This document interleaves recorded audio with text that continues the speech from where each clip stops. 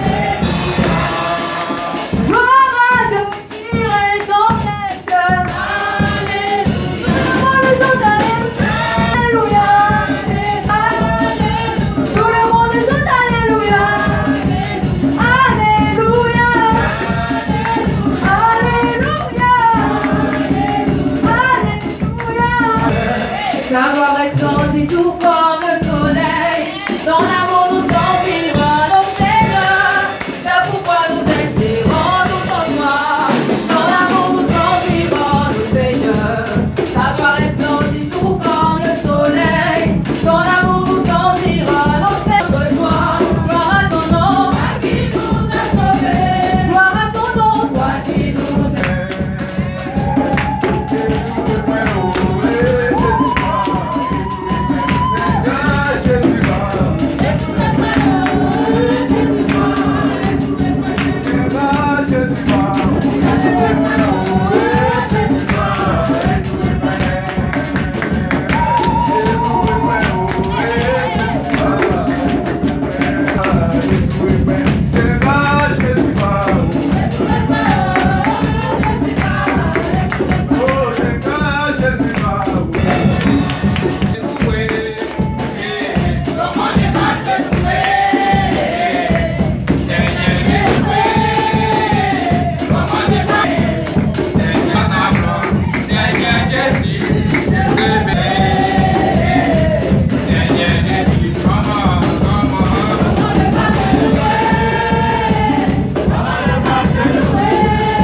La Bible est une vaste bibliothèque de textes sacrés, riche en histoire, en enseignement et en réflexion de nature humaine.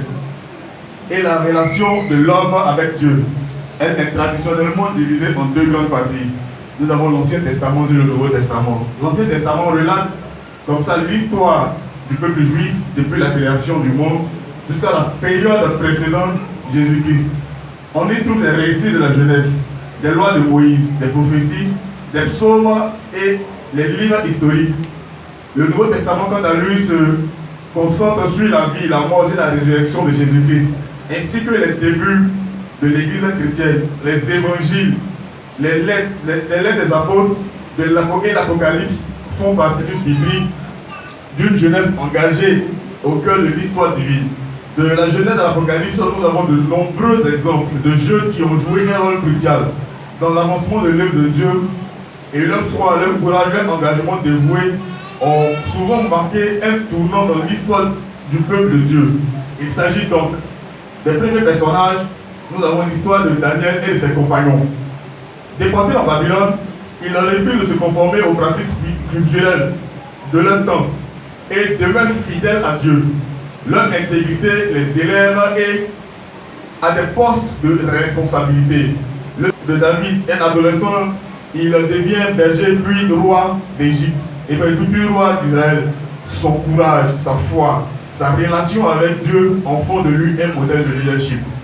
Le troisième point, c'est la vie de Jérémie. Appelé par Dieu dès sa jeune enfance, il devient un prophète et doit affronter l'opposition de son peuple. Son histoire témoigne de la persévérance malgré les difficultés. Le quatrième point, c'est la vie de Timothée. Encouragé par Paul, il devient un évangéliste et un d'Ézéchiel, un jeune juif exilé à Babylone également. Il vit une expérience spirituelle profonde qui le transforme en prophète. Son histoire relatée dans les livres bibliques, l'histoire de Moïse fut un jeune qui a marqué les livres sacrés par sa contribution, par sa combativité, son leadership et sa soumission. Au nom de Jésus. En petit 1, l'histoire de Daniel et de ses compagnons. L'histoire de Daniel et de ses compagnons nous offre en tant que jeunes plusieurs enseignements inspirants. 1.1. La foi et la persévérance. Daniel 1, verset 4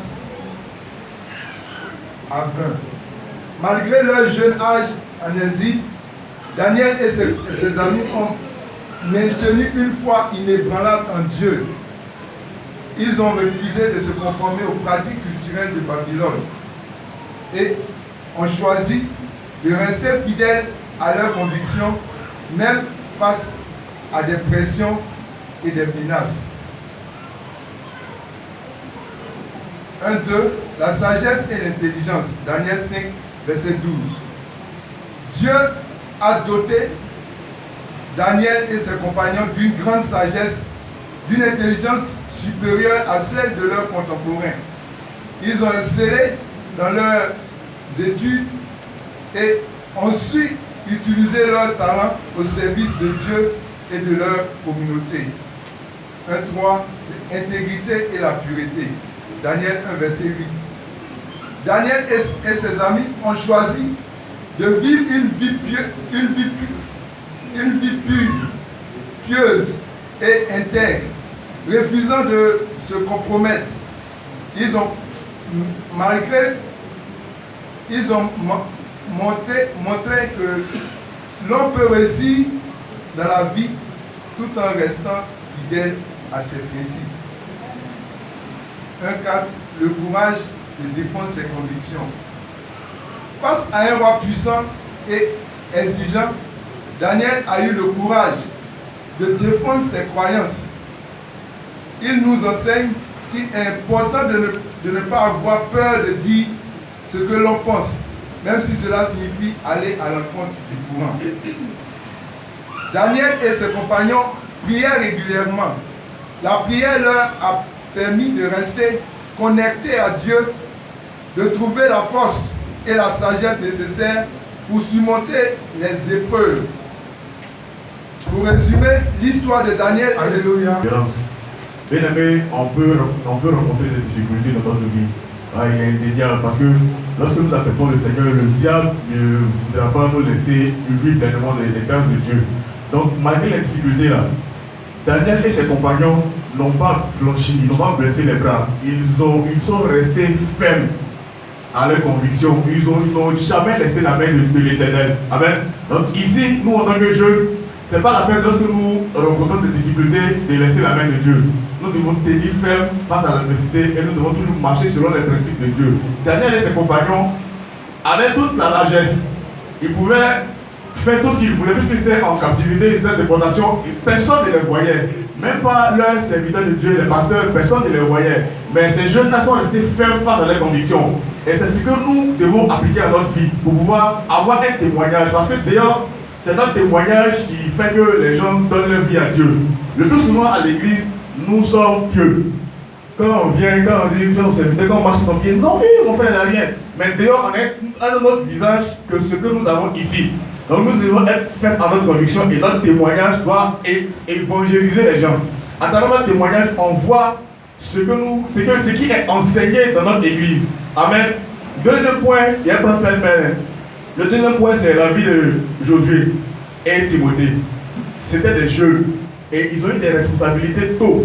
La Bible dit que Timothée a été un exemple de leadership, un exemple spirituel. C'est-à-dire, il pouvait se tenir devant une assemblée et diriger un peuple spirituellement. Qu'est-ce que nous pouvons faire en tant que jeunes spirituellement? Amen. Qu'est-ce que nous pouvons apporter spirituellement à l'avancement de cette œuvre-là? Le vieux dit le plus souvent qu'il compte sur la jeunesse. Raison pour laquelle, quand vous voyez dans les cellules, ce sont des jeunes qui sont là-bas qui prêchent. Donc nous devons avoir un leadership spirituel. Nous devons prendre le dessus. Vous avez dit dans le livre de Timothée qu'il nous a donné un esprit de force. Donc tu ne peux pas être dans un lieu et puis être timide, être toujours subalterne, être toujours suivre les gens. Il faut être au devant. Il faut qu'on sache que toi, tu es celui-là qui sert le vrai Dieu. Amen. Et il y a aussi l'importance de la formation. Quand on est jeune appelé, il faut accepter d'être formé. Timothée a été formé par Paul. Josué a été formé par Moïse. Et l'acceptation de la formation passe par la soumission.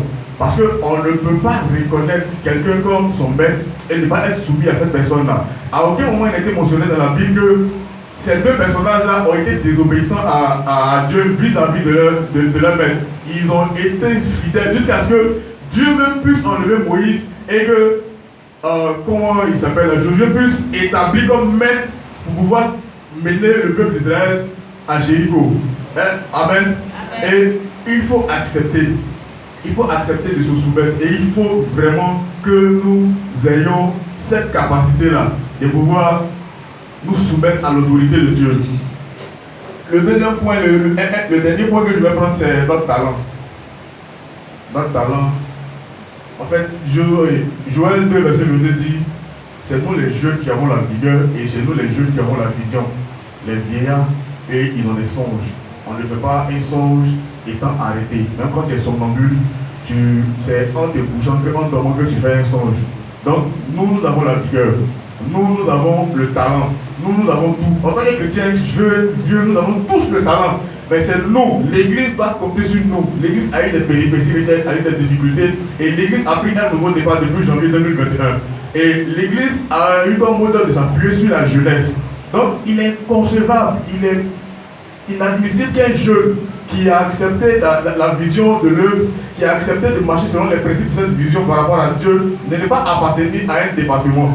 C'est pour ça que je nous exhorte que si toi tu es jeune, si tu es jeune et que tu es baptisé et que tu te reconnais à la vision de l'œuvre, il faut que tu puisses intégrer un département.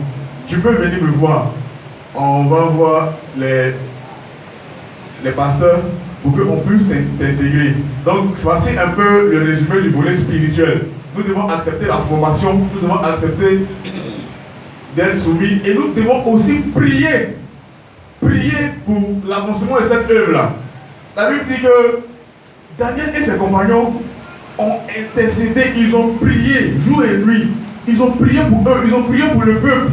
Ils sont restés dans ce carnaval de la prière-là.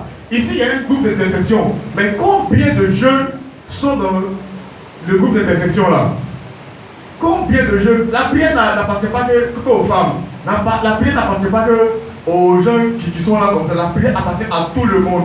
En tant que jeunes, nous devons avoir une intimité avec Dieu. Nous devons avoir l'amour de cette œuvre. Et l'amour de cette œuvre passe surtout par la prière. C'est vrai que tu peux donner de ton argent, tu peux donner de trucs, mais si Dieu n'est pas dedans, si tu n'appliques pas Dieu à ce que tu fais pour cette œuvre, ça ne va pas avancer. Donc voici un quelques points que je voulais apporter et que Dieu nous bénisse.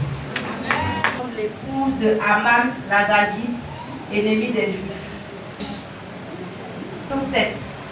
Comment appelle-t-on le lieu où pourra s'enfuir un meurtrier qui aura tué quelqu'un involontairement sans intention préalable? Dans le sacerdoce lévitique, 2 sacrificateurs furent consumés par le feu lorsqu'ils ont apporté un feu étranger devant l'Éternel. Qui sont-ils?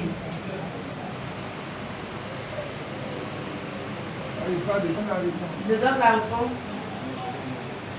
Nadab et Abihu. Numéro 11.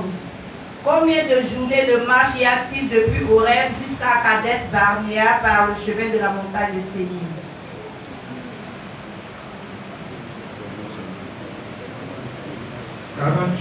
De marche.